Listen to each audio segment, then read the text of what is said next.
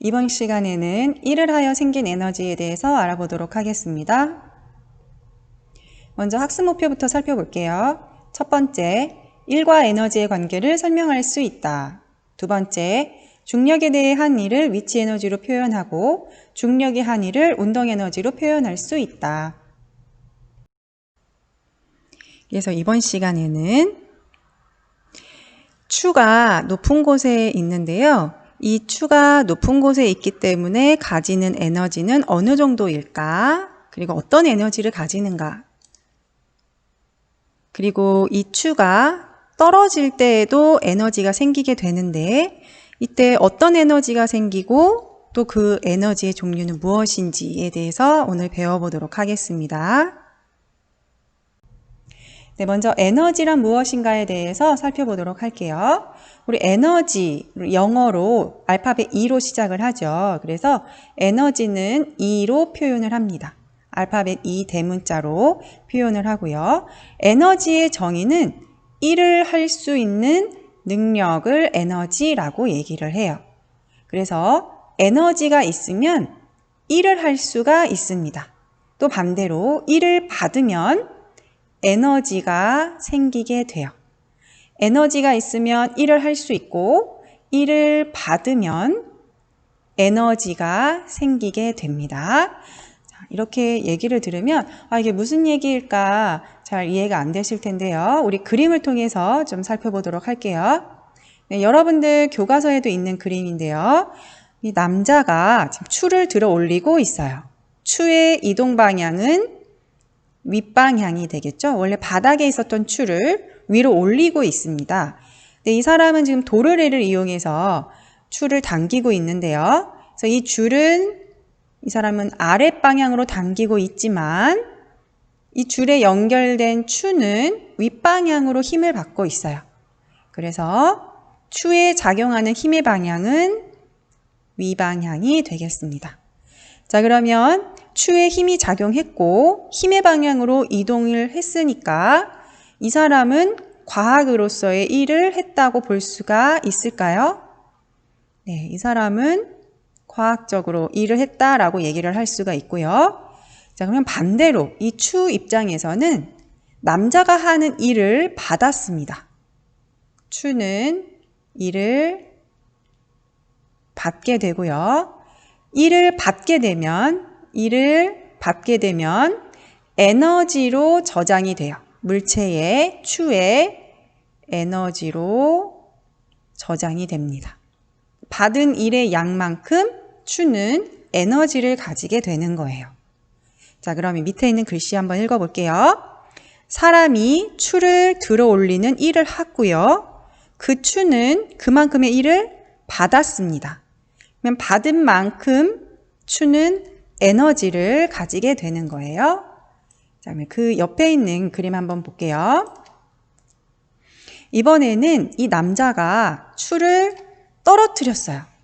추를 떨어뜨리면서 한 일이 있네요. 말뚝을 박았습니다.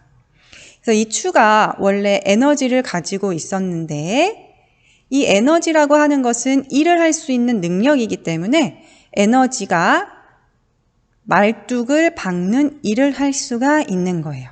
그래서 이렇게 추가 일을 받고 일을 에너지로 저장을 하고 그 에너지로 다시 추는 일을 할 수가 있는 겁니다. 그래서 에너지와 일은 서로 전환이 가능하다라는 거 알아두시면 되겠어요. 에너지가 있으면 일을 할 수 있고 일을 받으면 에너지가 생긴다 이렇게 정리를 해두시면 되겠습니다. 그다음에 에너지 표시는 알파벳 E로 한다고 했고요. 단위는 줄이라는 단위를 씁니다. 이 줄이라는 단위 여러분들 전 시간에 배웠었는데 뭐의 단위였냐면 1의 단위였어요. 그래서 에너지가 1이 될 수 있고 1 또한 에너지가 될 수 있기 때문에 에너지의 단위는 1의 단위와 같이 줄을 사용을 합니다. 그리고 지금까지 선생님이 설명했던 거 다시 여기에 정리를 해 놓았는데요. 1과 에너지는 서로 전환이 된다. 1이 에너지가 될 수도 있고 에너지가 1이 될 수도 있어요. 물체가 1을 받으면 에너지가 생기고 또 그 가지고 있는 에너지만큼 일을 할 수가 있습니다. 여기 볼게요. 물체가 1을 받았어요. 추가 1을 받았습니다. 추의 에너지가 생겼고요. 그 에너지로 추는 말뚝을 박는 일을 한 것입니다. 이렇게 1과 에너지는 서로 전환될 수 있다라는 것 꼭 기억해 두세요. 첫 번째로 위치 에너지에 대해서 살펴보도록 하겠습니다. 위치 에너지다라고 하는 것은 높은 곳에 있는 물체가 가진 에너지를 위치 에너지라고 얘기를 합니다. 그러면 높은 곳에 있는 물체가 어떻게 해서 위치 에너지를 가지게 되었는지, 어떤 일을 받았는지 살펴볼게요. 물체가 높은 곳에 있으려면 물체를 들어 올려야 되겠죠? 그래서 이때에 물체에 누군가가 일을 했을 거예요. 들어 올리는 일을 했을 거고, 들어 올리는 일을 받은 만큼 에너지를 가지게 됩니다. 누군가가 물체를 들어 올리는 일을 했을 거고, 그 일을 물체가 받고 에너지를 가지게 되는데, 이때에 가지게 되는 에너지를 위치 에너지라고 얘기를 하는 거예요. 자, 그러면 우리 선생님이 지금 과학실에 있는데요. 과학실에서 위치 에너지를 가지는 물건들을 조금 찍어 보았습니다. 살펴볼게요. 네, 이렇게 과학실 천장에 매달려 있는 빔 프로젝트. 이 빔 프로젝트는 높은 곳에 있기 때문에 위치 에너지를 가지고 있어요. 그럼 어떻게 해서 위치 에너지를 가지게 되었는가? 이 빔 프로젝트를 천장에 설치하기 위해서 들어 올렸겠죠, 누군가가. 그러면 들어 올려진 그 일의 양만큼 빔 프로젝트는 일을 받게 되고 그 일의 양만큼 에너지를 가지게 됐습니다. 그리고 또 여러분들 교실에도 걸려있는 시계가 있는데요. 이 시계도 마찬가지로 높은 곳에 있기 때문에 위치 에너지를 가지고 있습니다. 그러면 이 시계가 어떻게 해서 위치 에너지를 가지게 되었는가? 누군가가 이 시계를 걸기 위해서 들어 올리는 일을 했고 시계 입장에서는 그 일을 받았기 때문에 그만큼의 위치 에너지를 저장하게 된 것이죠. 세 번째 사진 한번 볼게요. 지금 책상 위에 책이 놓여져 있는데요. 이 책도 마찬가지로 높은 곳에 있기 때문에 위치 에너지를 가지게 됩니다. 이 책을 누군가가 책상 위에 들어 올리는 일을 했고 그 일을 이 책은 받았고 받은 일의 양만큼 에너지를 저장하게 된 거예요.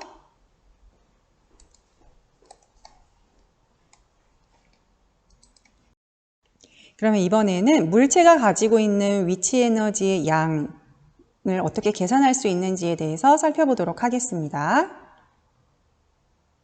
네, 지금 파란색 박스를 들어 올리는 것을 나타낸 그림인데요. 물체를 들어 올렸죠. 그래서 물체에 1을 했고 그로 인해서 물체는 1을 받게 되고 그만큼의 에너지를 가지게 되었습니다. 네, 이 물체를 윗방향으로 힘을 주어서 윗방향으로 이동을 시켰고요. 그래서 이 물체는 1을 받았고요. 받은 일의 양만큼 위치 에너지를 가지게 되는 거예요. 자, 그런데 여러분 한번 물건 들어 올릴 때 한번 생각해 보세요. 물체의 질량이 크면 클수록 힘이 더 많이 들어가죠? 네, 그래서 더 많은 일을 해야 돼요. 무거운 물체를 들어 올리기 위해서는 더 많은 일을 해야 하기 때문에 물체의 질량이 클수록 에너지는 커지게 됩니다. 그래서 위치 에너지와 질량의 관계는 비례 관계가 되고요. 또 하나, 똑같은 물체라고 하더라도 낮은 높이까지 올리는 경우하고 높은 곳에 올리는 경우 언제 더 일을 많이 할까요? 높은 곳에 올릴 때 일을 더 많이 하게 되겠죠. 그래서 위치 에너지와 높이의 관계, 높은 곳에 올리면 올릴수록 위치 에너지의 양은 커지게 됩니다. 그래서 위치 에너지와 높이의 관계도 비례 관계가 돼요. 그래서 위치 에너지는 질량과 높이의 비례를 하게 됩니다. 그래서 위치 에너지는 어떻게 구하냐면 9.8 곱하기 질량 곱하기 높이로 구하게 돼요. 질량이 크면 클수록 위치 에너지는 커지게 되고요. 비례관계. 높이가 높아지면 높아질수록 위치 에너지도 커지게 됩니다. 그래서 우리 질량을 소문자 M으로 표시를 해요. 그리고 높이는 height라고 하죠. 그래서 H라는 알파벳으로 표시를 하게 됩니다. 그래서 위치 에너지 구하는 식은 9.8 mH 이렇게 알아두시면 돼요. 9.8 곱하기 질량 곱하기 높이. 이때 질량은 킬로그램, 높이는 미터 단위를 기준으로 합니다. 이 식 여러분 꼭 기억해 두세요. 위치 에너지는 9.8 mH로 구한다 라는 거 꼭 기억해 두시기 바랍니다. 자, 그러면 지금까지 살펴본 바와 같이 위치 에너지는 질량에 비례하고요. 또 위치 에너지는 높이에 비례하기 때문에 이 그래프를 보면 질량과 위치 에너지의 관계 그래프를 보면 질량이 커지면 커질수록 위치 에너지도 커지는 이런 비례관계 그래프가 나타나고요. 마찬가지로 높이, 질량이 일정할 때 높이가 높아지면 높아질수록 위치 에너지도 커지기 때문에 높이가 높아질수록 위치 에너지가 커지는 이런 비례관계의 그래프가 나타나게 됩니다. 여러분들 그래프도 잘 알아두세요. 위치 에너지는 질량과 높이에 비례한다 라는 거 알아두시고요. 네, 이번에는 위치 에너지의 양을 실제로 계산을 좀 해보려고 하는데요. 네, 마찬가지로 과학실에 있는 물건들 선생님이 사진을 찍어 봤는데요. 이 마카펜도 마찬가지로 높은 곳에 있기 때문에 위치 에너지를 가지고 있겠죠. 이 마카펜의 위치 에너지 어떻게 구할 수 있을까요? 네, 먼저 9.8 곱하기 마카펜의 질량 곱하기 바닥부터 마카펜 사이의 거리, 높이로 구할 수가 있습니다. 자, 그리고 이번에는 책상 위에 있는 책의 위치 에너지 한번 구해 볼게요. 이 책상 위에 있는 책 위치 에너지는 9.8 곱하기 먼저 책의 질량 곱하기 바닥부터 책 사이의 높이를 구하면 이 책이 가지는 위치 에너지를 구할 수가 있습니다. 자, 그리고요. 이 책장 안에 여러 가지가 들어있는데요. 우리 한번 이 책 하나의 위치 에너지 한번 구해 볼게요. 네, 먼저 9.8 곱하기 또 이 책의 질량 곱하기 이 책과 바닥 사이의 높이를 구하면 이 책의 위치 에너지를 구할 수가 있습니다. 네, 그러면 우리 실제로 예를 통해서 계산을 좀 해보도록 할게요. 첫 번째 문제, 지면에서 5m 위에 있는 2kg 물체가 가지는 위치 에너지는 그랬어요.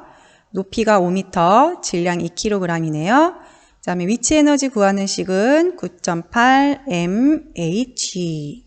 그러면 9.8 곱하기 질량이 2 곱하기 높이가 5네요. 그 다음에 9.8 곱하기 2부터 계산하기보다는 여기 2 곱하기 5부터 계산을 좀 해볼게요. 그러면 9.8 곱하기 10이 되면 98줄이 되겠습니다. 그래서 이 물체가 가지는 위치 에너지는 98줄이 되고요. 다음에 2번 문제 볼게요. 2m 높이에 있는 10kg의 물체가 가지는 위치 에너지는 높이가 2m, 질량이 10kg이에요. 마찬가지로 위치 에너지 구하는 식은 9.8 mH는 9.8 곱하기 질량이 10 곱하기 높이가 2가 되겠습니다. 자, 그러면 우리 9.8 곱하기 10부터 계산을 하면 98이 되고요.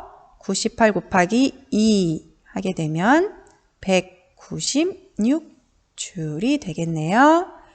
그래서 이 물체는 196줄의 에너지를 가지게 됩니다. 3번 풀어볼게요. 1m 높이에 있던 물체를 2m 높이로 옮기면 위치 에너지가 몇 배 증가할까요? 높이를 1m에서 2m로 높였을 때 위치 에너지가 몇 배 증가하는지 물어보는 문제인데요. 위치 에너지는 높이의 비례합니다. 그런데 지금 높이가 몇 배 높아졌냐면 2배 높아졌네요. 2배 높아졌으니까 위치 에너지도 2배만큼 증가할 거예요. 그래서 답은 2배가 되겠습니다. 4번 문제 풀어볼게요. 2m 높이에 2kg의 물체와 8kg의 물체가 있다. 8kg의 물체는 2kg의 물체보다 위치 에너지가 몇 배 크다.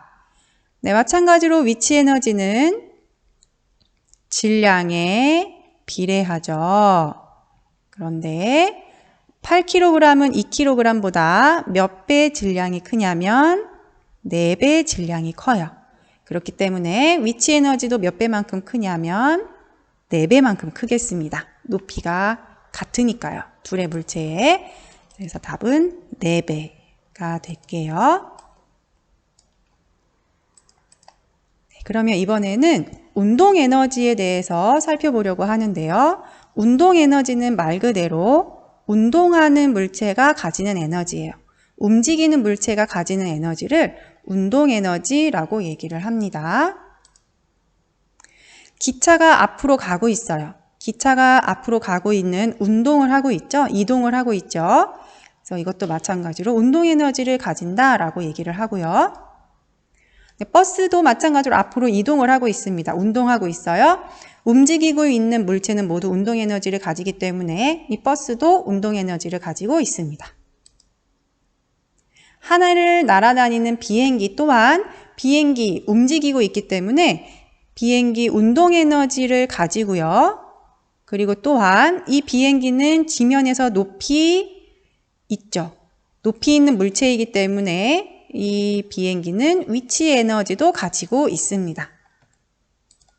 다음에 자전거를 타고 앞으로 가고 있네요. 이 사람도 움직이고 있기 때문에 운동 에너지를 가지게 돼요. 그래서 운동 에너지는 속력이 빠르면 빠를수록 증가를 합니다.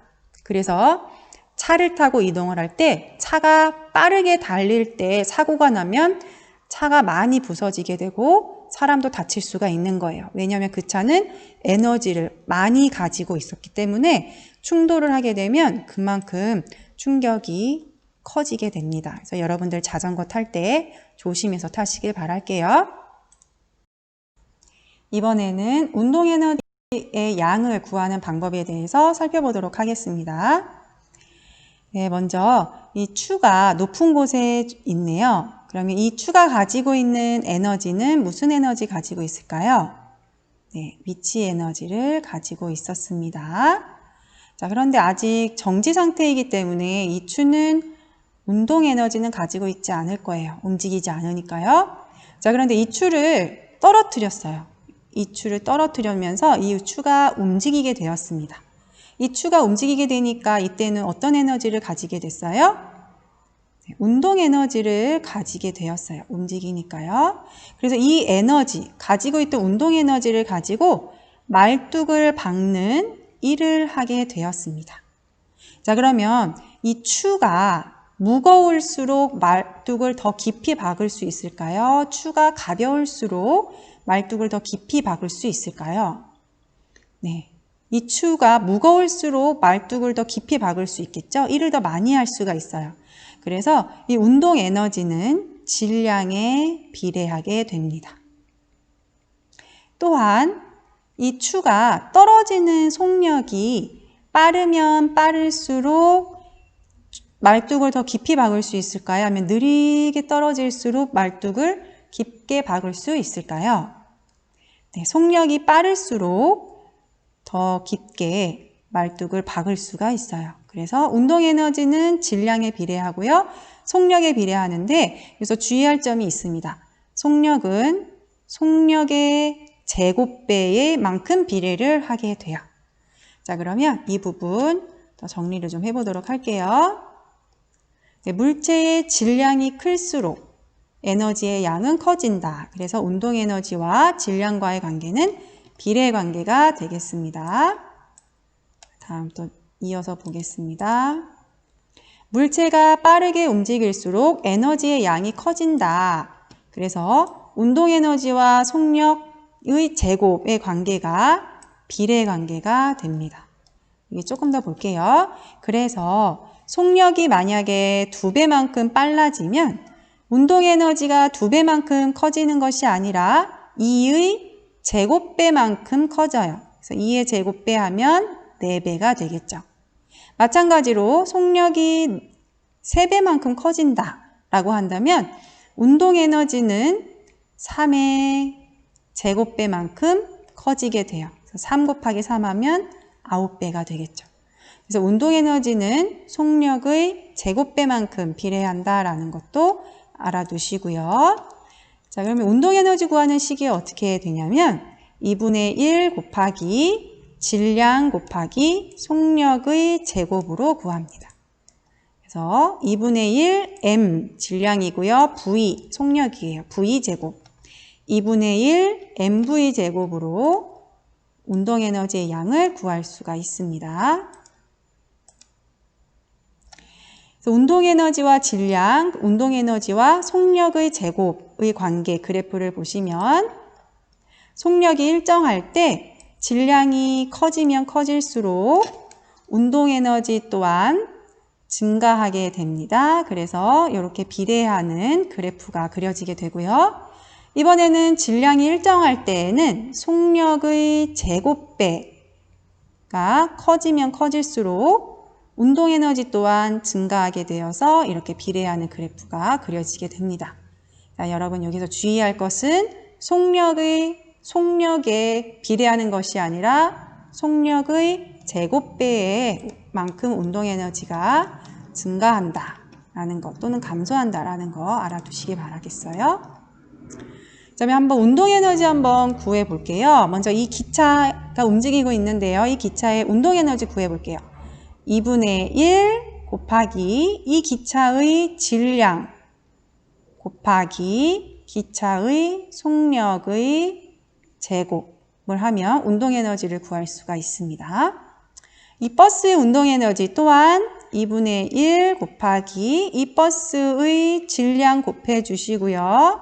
그리고 이 버스의 속력의 제곱을 곱해주면 버스의 운동 에너지를 구할 수가 있습니다. 그래서 버스가 이 자동차 같은 경우에 빠르게 움직이면 움직일수록 속력이 커지면 커질수록 그거의 제곱배만큼 운동 에너지가 커지기 때문에 빠르게 달리는 차일수록 사고가 났을 때 충격이 훨씬 크게 되는 거예요. 다음에 비행기. 네, 이 비행기 같은 경우에 움직이니까 무슨 에너지를 가지냐면 운동 에너지를 가지겠죠. 근데 이 비행기는 높은 곳에서 날아요. 그래서 마찬가지로 위치 에너지도 동시에 가지게 됩니다.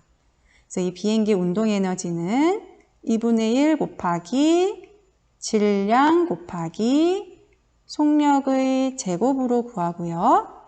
운동 에너지는 여러분 아시다시피 9.8 곱하기 질량 곱하기 그리고 비행기가 날고 있는 높이를 구하면 위치 에너지까지 구할 수가 있어요.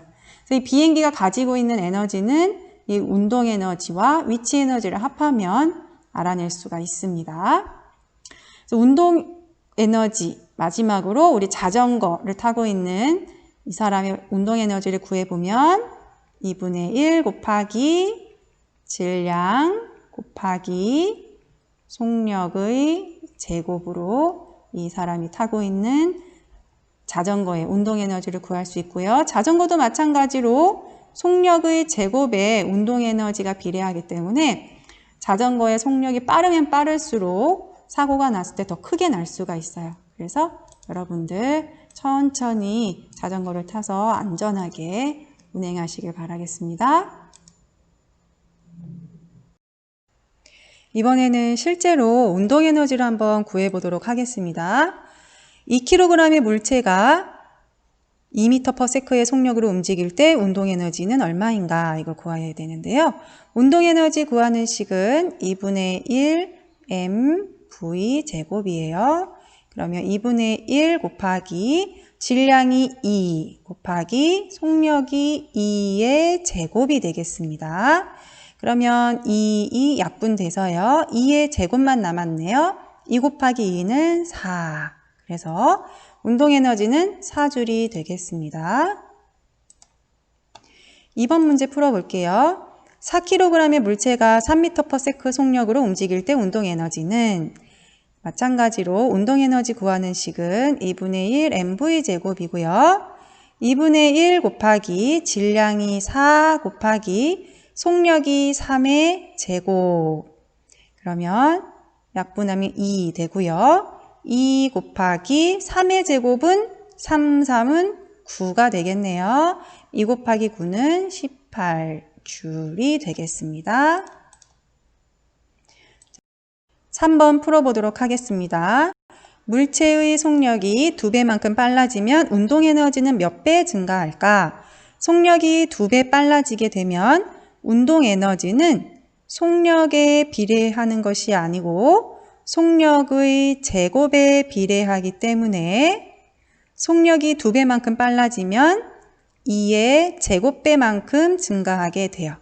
2의 제곱배는 2는 4 해서 4배니까 3번의 정답은 4배가 되겠습니다. 4번 풀어보겠습니다. 물체의 질량이 2배 무거워지면 운동 에너지는 몇 배 증가할까요? 운동 에너지는 질량에 비례하게 되니까 질량이 2배 무거워지면 운동 에너지 또한 2배 증가하게 될 겁니다.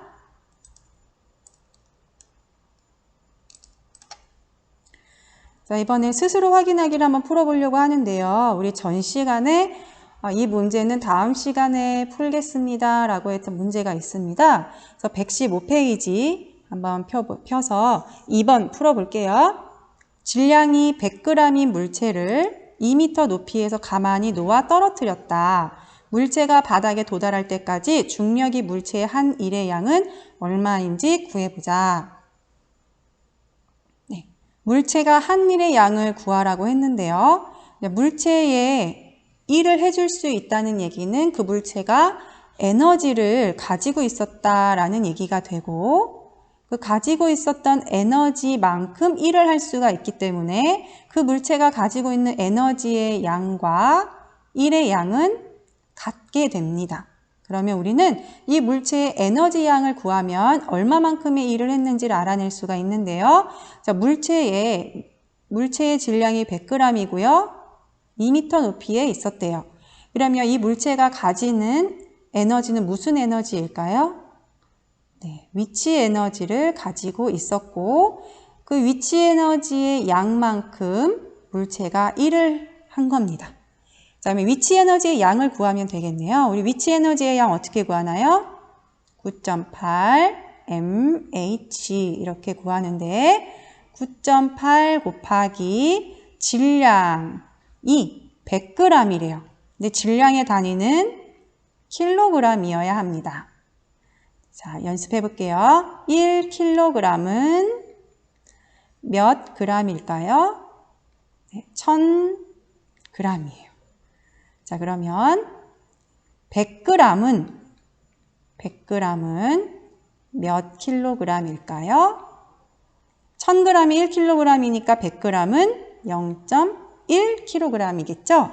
그래서 9.8 곱하기 0.1 곱하기 2를 구하면 되겠습니다. 자, 그러면 이거 한번 계산을 해 볼게요. 9.8 곱하기 2를 하면 19.6이 되고요. 이 19.6에다가 0.1을 또 곱하니까 1.96이 되겠네요. 그래서 이 물체가 한 일의 양은 1.96줄이 되겠습니다. 네, 선생님이 푼 것은 지울게요. 1.96줄이 되겠고요. 다음에 119페이지에 있는 스스로 확인하기 문제 풀어볼게요. 1번, 물체의 일을 하면 물체의 이것이 증가한다. 물체의 일을 하면 물체가 일을 받아서 에너지가 증가하게 됩니다. 2번, 물체가 자유낙하할 때 이것이 한 일은 물체의 운동 에너지가 된다. 물체가 자유낙하할 때요. 자유낙하라고 하는 거 기억나시죠? 무슨 힘에 의해서 떨어지는 거예요? 네, 중력에 의해서 떨어지는 거죠. 근데 중력이 한 일은 물체의 운동 에너지가 된다. 3번. 지구와 달에서 질량이 같은 물체에 같은 양의 일을 해서 물체를 들어 올렸다. 달에서 물체가 올라간 높이는 지구에서의 높이 몇 배인지 설명해 보자. 지구의 중력은 달의 중력의 6배이다 라고 되어 있네요. 자, 그러면 같은 양의 일을 해서 물체를 지금 들어 올렸어요. 근데 들어 올리려면 아래쪽으로 잡아당기는 중력을 이겨내고 들어 올려야 되는데 지구의 중력이 달의 중력의 6배만큼 크대요. 그러면 지구에서는 6배, 같은 높이까지 물체를 들어 올리려면 6배만큼의 일을 더 해야 돼요. 그런데 지금 같은 양의 일을 했다라고 했으니까 달에서 물체가 올라간 높이는 지구에서의 몇 배인지 설명해 보자. 어느 쪽이 더 많이 올라갔을까요? 네. 중력이 작은 달에서 물체를 더 높이 들어 올릴 수 있었을 거예요. 몇 배만큼? 네, 6배만큼 더 높이 들어 올릴 수 있었을 것입니다.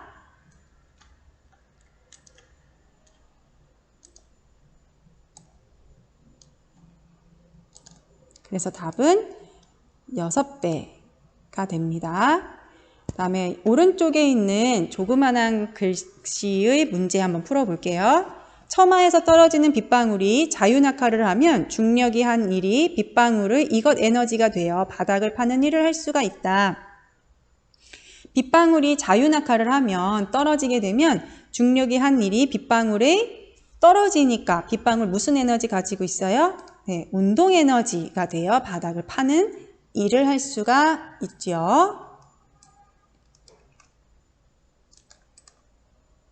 오늘 배운 내용 이렇게 정리를 해보도록 하겠습니다. 오늘도 수업 듣느라고 수고 많으셨어요.